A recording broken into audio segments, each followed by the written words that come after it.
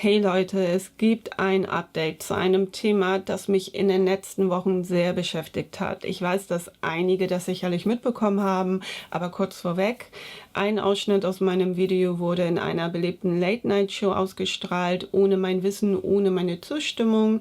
Ich war natürlich sehr fassungslos, weil ich das nicht vom Sender selbst erfahren habe, sondern von meiner Tante.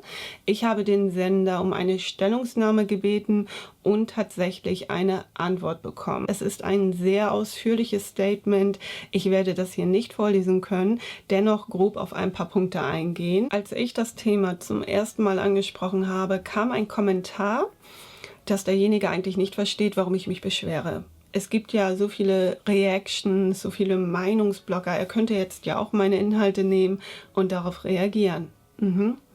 Ich werde euch heute zeigen, warum es keine einfache Reaktion ist. Das Thema ist mega komplex. Ich habe tatsächlich nicht nur den Sender kontaktiert, sondern auch die Medienanstalt eingeschaltet und eine Frist gesetzt. Also ich wollte schon, dass sie mein Video runternehmen, dass sie mein Video nicht länger verbreiten, habe auch von Ansprüche gesprochen und wenn es keine zufriedenstellende Lösung gibt, dass ich rechtliche Schritte einleiten werde. Das war schon sehr straight, aber immerhin noch sachlich und höflich. Ich habe eine Frist von 7 Tagen gesetzt und ich habe das Statement tatsächlich auch erst am letzten Tag erhalten, spät abends irgendwann. Also ich war so froh, dass sie mich nicht ignoriert haben. Ich habe schon echt Kopfkino gehabt, ne, Hitzewallung. Aber nein, das Statement war sehr lang.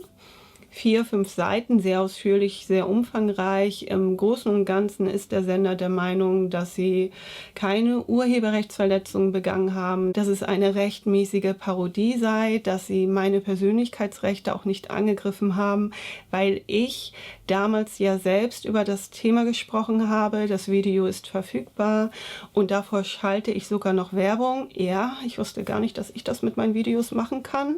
Danke für die Info. Man lernt ja nie aus hier, finde ich, aber dass sie trotzdem keinen Rechtsstreit mit mir möchten und somit eine Unterlassungserklärung unterzeichnen, dass sie meinen Clip nicht weiterverwenden, dass sie die Inhalte löschen. Also man kann meinen Clip nicht mehr aufrufen, der ist verschwunden, das sogar ziemlich schnell. Und falls Sie das Video nochmal benutzen sollten, hätte ich Anspruch auf Schadensersatz. Das haben Sie unterzeichnet von sich aus, also ich musste nichts unterzeichnen. Für mich ist das super. Ich wollte natürlich, dass Sie meinen Clip oder mein Video löschen. Aber ich habe mich natürlich gefragt, okay, es ist alles rechtens und Sie unterschreiben dann trotzdem einfach so eine Unterlassungserklärung und löschen mein Material. Ich habe daraufhin rechtlichen Beistand gesucht und die Anwältin meinte zu mir, dass der Fall mega komplex ist. Sehr interessant, weil es hier auch um eine Sprachstörung geht. Sie konnte mir nicht sagen, ob es sich um eine rechtmäßige Parodie handelt. Man müsste da weiter in die Thematik einsteigen, weil sie meinte, ja, es gibt einmal die Parodie, aber es gibt auch einmal die Interessenabwägung, die eine große Rolle spielt. Die Anwältin hat sich das Originalvideo und den Clip aus der Sendung angesehen und sie meinte, im Originalvideo wirke ich sehr bewusst, selbstbewusst und aufklärend. Im Clip komme ich aber rüber, als würde ich mich selbst parodieren wollen. Sie sprach von 50-50.